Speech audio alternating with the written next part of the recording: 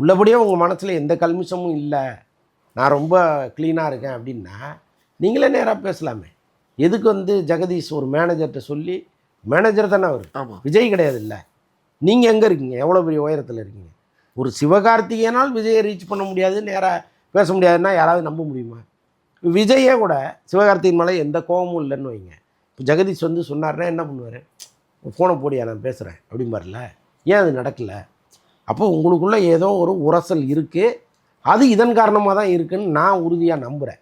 அதனால் அவர் மேடையில் வந்து அப்படிலாம் எதுவுமே கிடையாது, எங்கள் அண்ணனே என்னை வாழ்த்திட்டாரு அப்படின்னு சொல்லுவதெல்லாம் வந்து சும்மா ஃபேக்கான ஒரு விஷயமாக தான் நான் பார்க்குறேன். அண்ணன் தம்பி பொங்கல் அப்படிங்கிற ஒரு விஷயமெல்லாம் எல்லாமே உதட்டளவில் பேசுகிறது தானேங்க.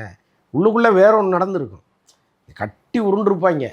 நீங்கள் மேடையில் பார்த்தீங்கன்னா அப்படியே கட்டி பிடிச்சி நாங்கள் 2 பேரும் 30 வருஷமாக அப்படியே ஒரே தட்டில் தான் சாப்பிட்றோம்பாங்க. ஸோ இதெல்லாம் சினிமாவில் நிறையா பார்த்துருக்கோம். அப்படி ஒன்று தான் இது.